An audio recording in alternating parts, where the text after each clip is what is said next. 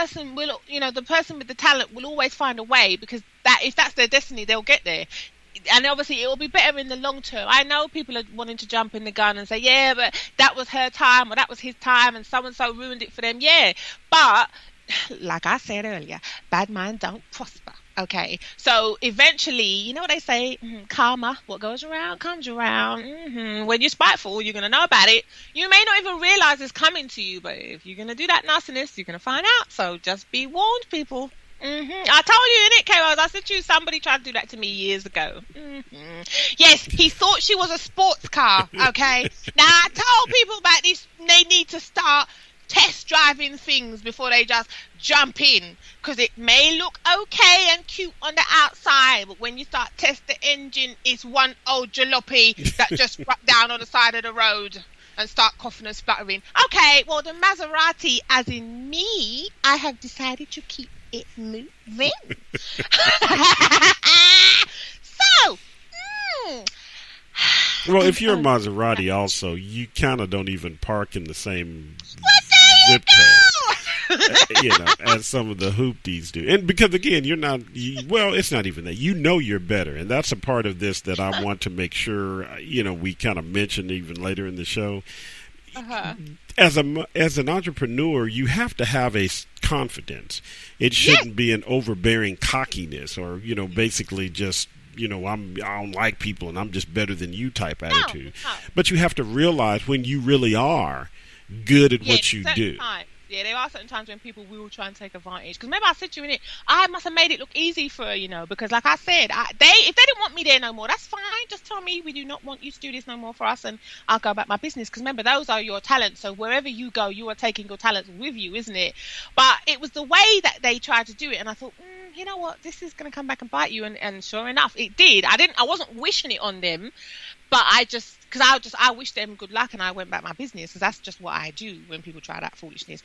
But it was interesting how it came back to bite them, and I did not realize just how instrumental I was until after, when I was told, and obviously one of the guys, he was begging me not to leave. He's like, please don't leave. I said, yeah, but why should I put up with this behavior? I haven't done anything. And if they want me out, they just tell me, we don't want you here. Don't try and treat me that way and think I'm going to put up with it. I just thought, no, I'm going to leave and let you get on with it, because you say you want that new car, go for it, but you didn't test drive it before you decided to drive it off the lot. So now it's broke down at the side of the road, like I said, and what do you want me to do? I've gone back my business, in it, so bye-bye. Well, but kind of thing, so. What you're saying is something that's leading me to, again, I guess we're getting ready to go to break soon, but it's something that I have as an opinion that I have found to be true. I feel that entrepreneurs can be leaders, right, but all leaders can't be entrepreneurs. Interesting. Leaders are different type souls also. They're different people. They're leaders, and leaders can be managers. Leaders can be the president of this, of the country, or prime ministers. Right. Leaders lead. They know how to work with people and get things done, but entrepreneurs can be leaders and be an entrepreneur and create something from nothing. But I don't think all leaders can be entrepreneurs, i.e. Donald Trump. Please, let's not do it. Let's just not do it. No, that's another rabbit hole. No, it's not. I'm not even going. I just mentioned it. That's what I'm saying. It could be, but we ain't going to let it be. People, we have to take a break. Woo! Oh, yes. You're going to enjoy this next track, because, especially for the fellow ladies out there, Neo, Miss Independent. We'll be right back on the other side after this. Hey, what's up, everybody? This is Makiba the Diva, a.k.a. Songwriter Extraordinaire, a.k.a. Songs by Mac, and you are listening to the Ask Avani Show.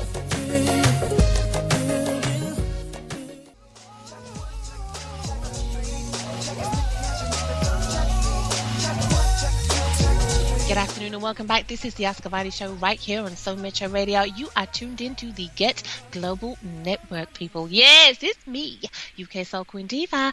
Oh, now, today's show, just in case you've just joined us, what does it take to be an entrepreneur, and how do you know when you are one? That is the question I'm posing this afternoon. That's what we've been talking about, isn't it, K-Rose? Kinda. Kind of, sort of. Yeah.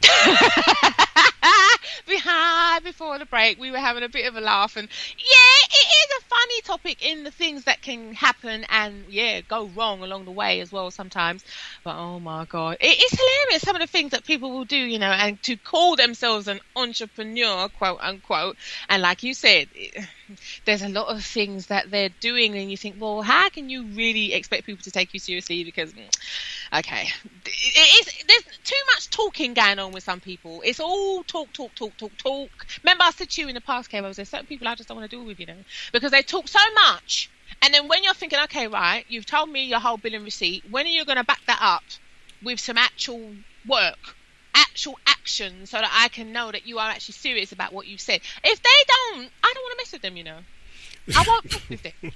Because I don't have time. And why am I going to be chasing you for something? I told you when the deadline was, and you 19 long, you still want to be telling me that you're ready to do it. No, bye-bye. That was however many. Somebody said something. I asked them I said, can you contact me online? Because I was just testing. I wanted to see what they would do. I said, come and contact me on, I think I said, come and find me on Skype or something like that. And it was, oh no, I don't have Skype. And I said, well, it'll take, it won't take long to set it up. And they were, I'm an hour in. I don't know what it is with some people out there. Please let us know at Ask Avani Show if you have people around you that do this. They're very scared of technology. And okay, I don't know. I even said to them, listen, you don't have to turn your camera on, if you don't want to. It's not about, I don't want to see you. It's not about that I want to look at you. It's not that you don't want to see him. That sounds bad. I don't want to see you. No, but you know what I mean? They're obsessed with it because they were like, oh no, does that mean I've got to be on video cam talking to you and I don't want to? I said, no, you don't have to turn your camera on. It's not. I'm not. Don't worry about it. It can be just treat it like a phone call. And they were just, okay, Rose, some people are just always making excuses. So I thought, you know what, I'm just going to leave you. And this person took over a year and a half, and then they finally decided they want to come find me. And I thought, listen, love, no, bye-bye. Because look how long you took. For all I knew, you could have passed away. Because whatever. I'm not wasting time with people like that, I don't have time for that. I just thought, oh, whatever. Now, imagine if I'd have said to you, I want you to do something specific. Or they've said to me in the past they want me to do something for them. And then you wait for them to get back to you to give you the information. And hello, goodbye. You don't hear nothing. So you just think, bye-bye, next. Well, but that's why people have to understand the definition of being a entrepreneur. And it doesn't take 600 years to get yourself sorted. Oh, no. Don't take years about it because no one's waiting on you, okay? Link 7, Caros, because we just need to keep it moving. Apparently, the UK has been hailed as the best place in Europe for entrepreneurs now. Isn't that interesting? Is that before or after Brexit? I knew you were going to ask me that, and I just think it might be before, but I'm going to check.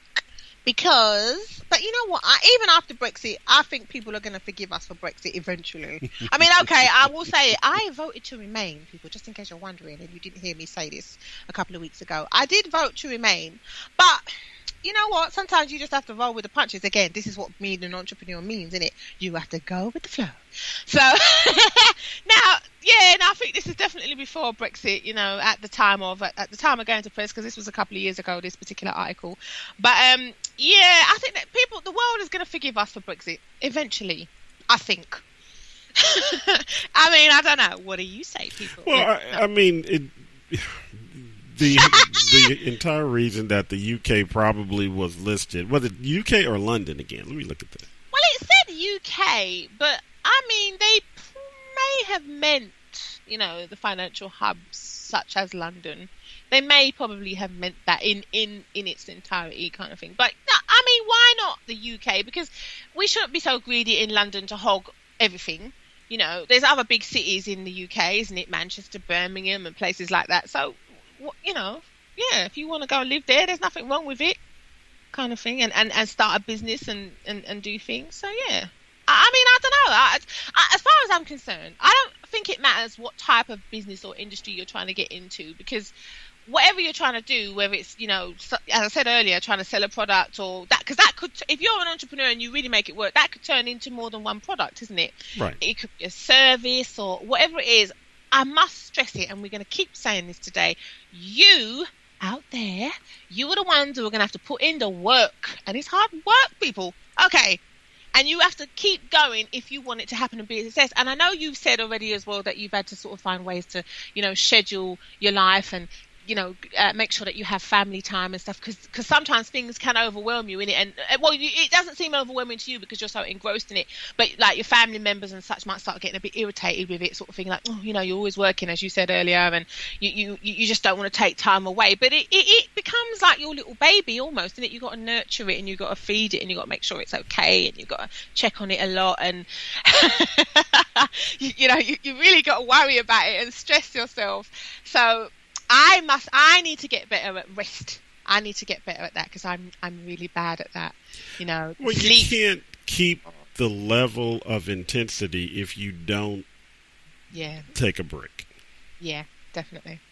But it's this, I want to stress it as well, because there's so many things that, as we've said earlier, people may not realize that they are an entrepreneur, because when they first have it, it's just an idea, for example, and then when they suddenly say, I'm going to get serious about this, and then when they start out kind of thing, and then they say, okay, and they don't realize where it could lead to, sort of thing. But one thing, Carol, I really want to celebrate, just I want to celebrate this, because I have noticed a rise in recent years of, obviously we know about all these new entertainment and television programs and stuff, and I've noticed, I'm sure out there everyone has noticed as well, that they are being written, produced by, and starring so many more of talented black actors and actresses. And as far as I'm concerned, that's fantastic. That is amazing, and we definitely need to see more of that. Wouldn't you agree? Oh yeah, much more. Yeah, I really am. So that, a big round of applause, for that. I'm absolutely loving that. Oh yes, I must mention one of my favourites of the moment, as we all know, smash hit everywhere, but it's a US TV series. Drum roll. Empire. Oh, come on. There we go. We used to have Empire moments and Yeah. People, if you don't know what Empire is, hello, where you been? Okay? Link 11, Keros, please share. Because just in case there's anyone out there who's thinking, what's she talking about? It's like, what?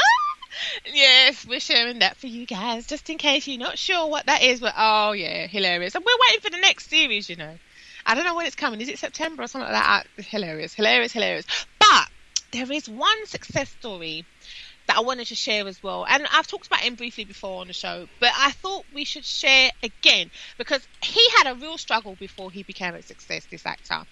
And I was really amazed that he was so candid and wanted to talk about his rise, as it were, to success. This is link 12, K-Rose. Omari Hardwick. Now, I was like, wow, this is really interesting that he said he was doing so many jobs, as he was trying to get more acting work kind of thing. And I looked around and I thought, that's amazing, because he was saying that he was working as a teacher and doing things like that.